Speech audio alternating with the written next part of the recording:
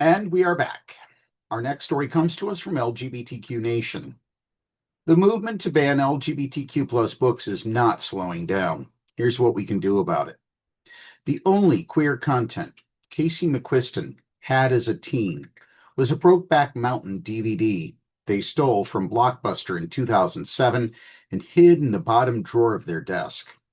That was what was available in the early 2000s, they said.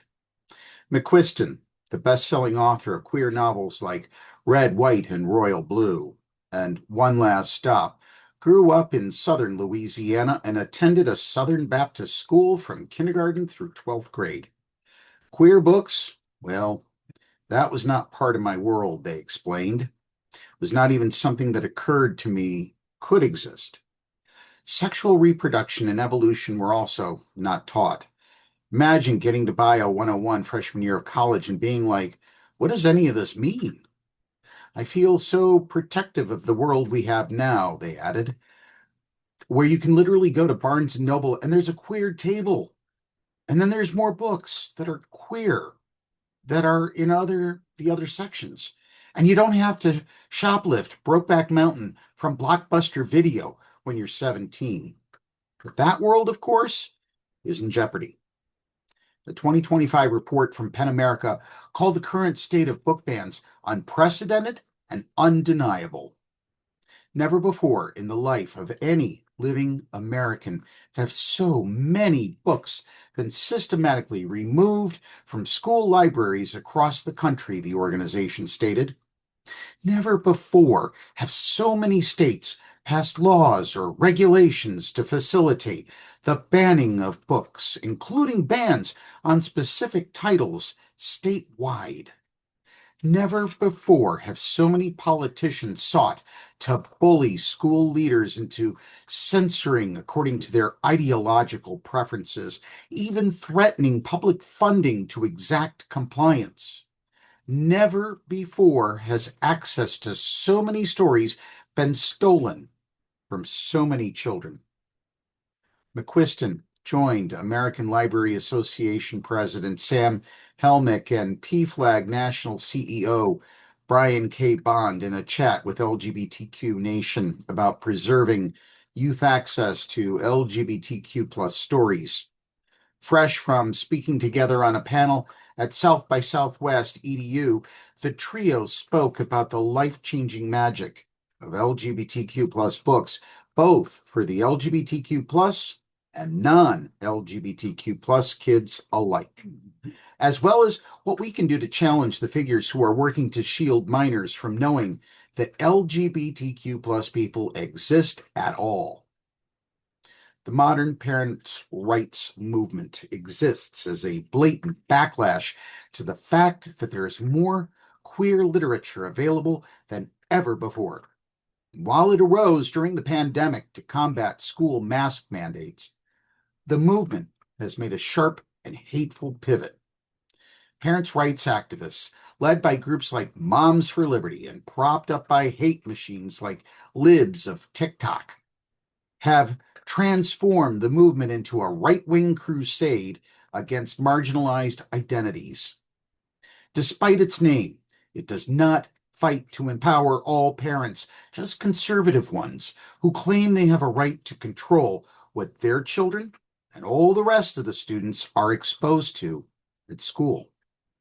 Viral speeches at school board meetings and book excerpts taken out of context have caused national outcry over LGBTQ plus books in schools to continue reaching new highs across the country over the past 6 or so years. PEN America found at least 6,870 instances of book bans during the 2024-2025 school year, compared to 2,532 in the 2021-2022 school year. Each year since, the number of bans has grown. The frenzy has also reached GOP lawmakers, many of whom have passed state book banning laws or policies across the country. Most concerning to Helmick right now is a book banning bill proposed at the federal level. We no longer just have states overreach into the reading habits of our local communities and our neighbors. Now the federal government has taken up the mantle. And this new House Bill 7661 is as murky as most of the bills that we find in places like Florida or Iowa or Texas that usually end up in lawsuits. So we have to assume that this is just a chilling effect taking shape intentionally at the federal level. You don't need a research study to know that children who lack access to diverse stories suffer. When we don't support literacy, when we don't support civic engagement and community building, that is when ignorance festers, Helmick said. And with ignorance comes fear, and with fear comes intolerance. We're trying to reconcile whether we're teaching our children what to think versus how to think, they added. And we're not willing to open the doors to information like gender or love expression. And what that's teaching our next generation is that we are not a people willing to openly discuss ideas. We are not willing to live in discomfort and lean into difficult conversations. And we're not a people willing to fully allow everybody to have a seat at the table. Protecting kids from information is not actually protecting them, McQuiston added. It's making them more vulnerable. Bond also pointed out that those fighting to ban books are merely a very well-organized minority. It's a small, narrow-minded, nasty group that is trying to deny the realities of who we all are collectively, he said. Indeed, the American Library Association found that in 2025, a whopping 92% of all book challenges came from government officials, pressure groups, and decision makers, while less than 3% came from individual parents. The book ban craze, the organization explained, is part of a well-funded, politically driven campaign to suppress the stories and lived experiences of LGBTQIA+ and BIPOC individuals and communities. So, how has this coalition gained so much power and influence? Well, I think it's lazy governance, Helmick said. It's so much easier to remove books on shelves and make folks feel smaller than it is to solve clean water or losing jobs or brain drain. I'll be honest with you. I think folks have taken liberty for granted. But we're not afraid. McQuiston's debut novel, the runaway bestseller, Red, White, and Royal Blue, is one of the most commonly banned romance novels in U.S. public schools. Their young adult novel, I Kissed Shara Wheeler, was one of 500 titles banned from Department of Defense-run schools after the current president took office. They said having their books challenged certainly hits at a core wound of lifelong ostracization as a queer person, but it also is not going to stop them from telling the stories they want to tell. But the safety factor is a big one.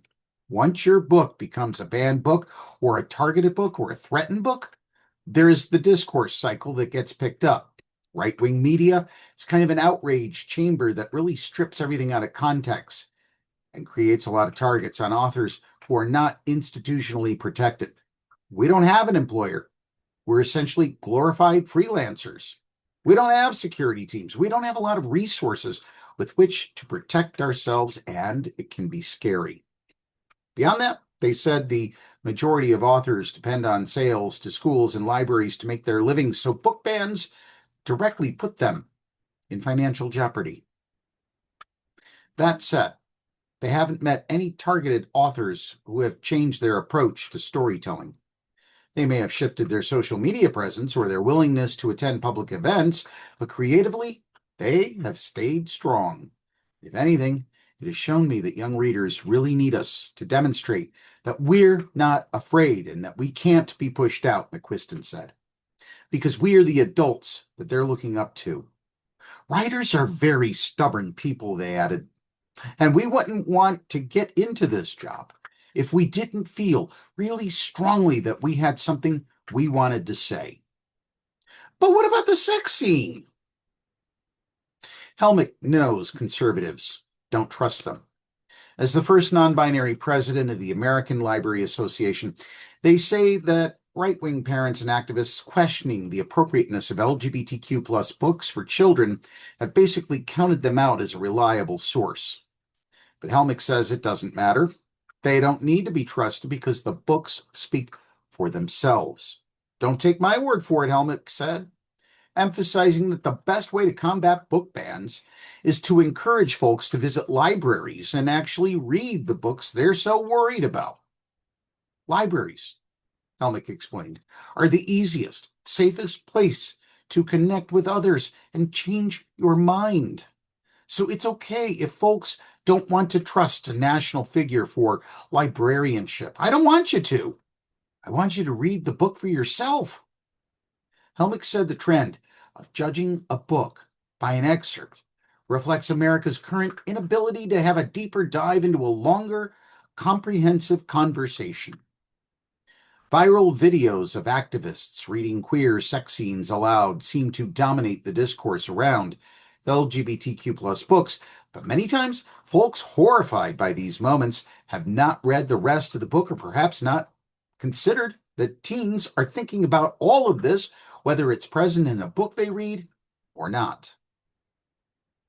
Books that have more content that veers towards sexual, often it is being depicted in a very safe, consensual, sane, and often educational way, McQuiston said. Teens are always thinking about that stuff anyway. We're not introducing them to new concepts as much as we are just reflecting back or exploring things that they're already thinking about.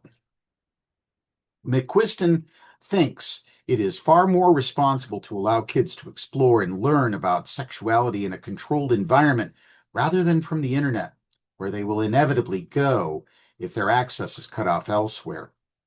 They should prefer that their kids learn about queerness from books that have been vetted and thoughtfully written by adults and gone through a series of edits, are accurate as possible and empathetic, thoughtful, carefully worded, rather than whatever their algorithm on YouTube shows them. Everybody should take all their concerns about book banning and go look at what your kid is watching on their iPad. McQuiston points out that most challenged books, even ones with sex scenes, are merely stories of existing happily and experiencing and living out their identity in a very joyful way. There's a certain level of bemusement of what is inappropriate about this, they said. And how could you possibly find something inappropriate about it unless you think queer existence itself is inappropriate? And in the end, it's pretty clear. That's exactly what book banners think. If it was really about the sex after all, and Tango Makes Three, a picture book about two male penguins raising a chick together, would not be one of the most challenged books in the country. That's why we're here. As a recent college graduate, Bond was working for conservative congressmen in rural Missouri. He drove to St. Louis and bought a queer book, The Best Little Boy in the World by Andy Tobias. He hid it under the tire in the trunk of his car, and when he was done reading it, burned it so no one would ever find it. That's the era I grew up in, he said. There are some kids that still feel that way today, having to hide. That, he said, is why he's fighting. That's why we are all collectively here, and that's why Casey's books matter so much. That's why Sam's work matters so much.